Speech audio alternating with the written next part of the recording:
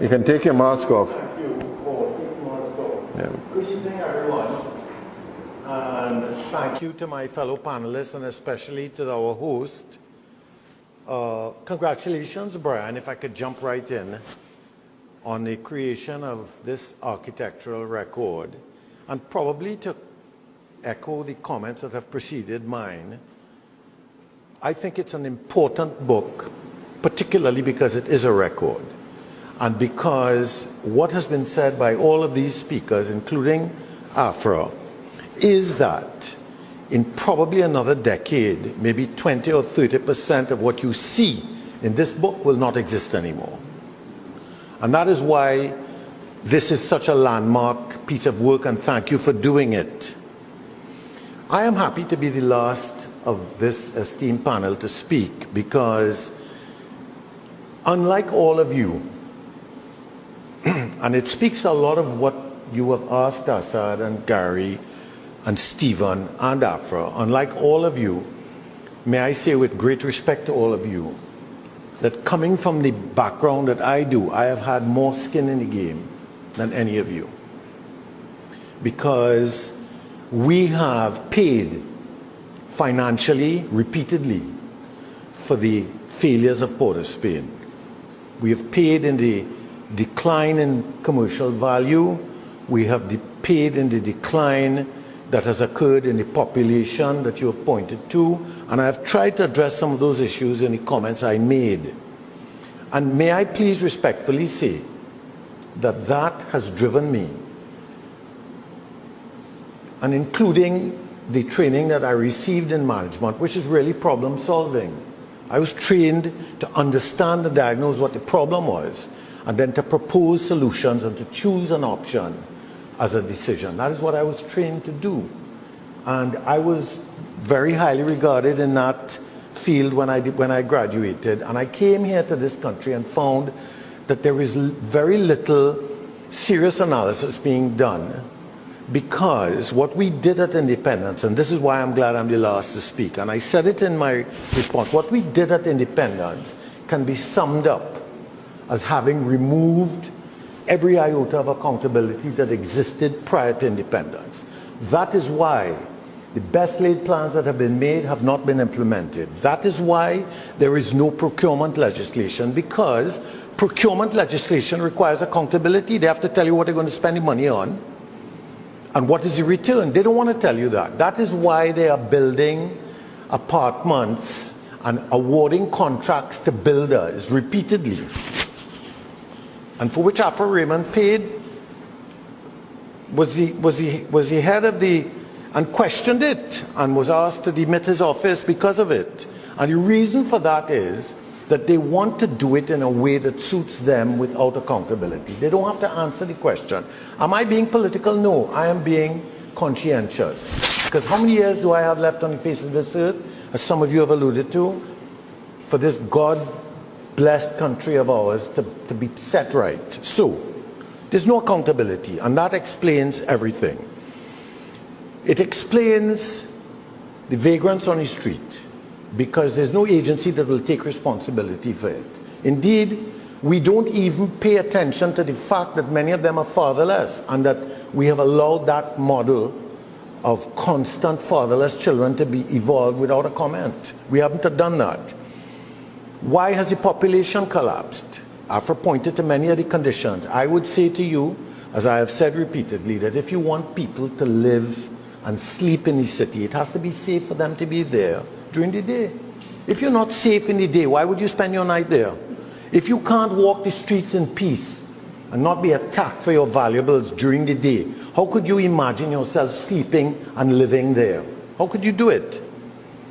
Assad and Gary, and particularly Assad, gave us deep analysis. I enjoyed listening to you, Assad, because the depth of your understanding of the historic nature of the development is critical. I want to say, however, especially to Gary, that even though 60 years in your timeline mightn't seem like a lot of time, I don't think that as intelligent people living in this age of 2021, that we need any more time to discover what the trajectory is. We know what it is.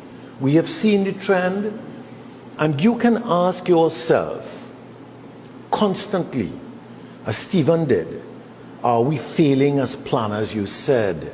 No, you're not failing as planners. You are doing everything that you know how to do and contributing as much as you know how to do against the tide of failed accountability. It was the intention of the newly independent governments of these colonies to wipe out accountability so that they could do what they wanted. They assumed that that was what the model was in England because you appointed the Senate and you did this and the Prime Minister was the leader of the, but it has failed us. It is an old world model that has destroyed us. And it was intended to do so because they wanted to have their way. And if you live in a place where one group, mainly the political party of the day, has their way totally, to the exclusion of all the other groups, the planners, the architects, the stakeholders, the real estate assessors, if you act in a way that negates all of the input of all of those stakeholders, you are destined to get what you have now, which is that we are all nervous about going out to our cars tonight, and that we cannot hold anybody accountable for that, even though there's a police station 2 blocks away.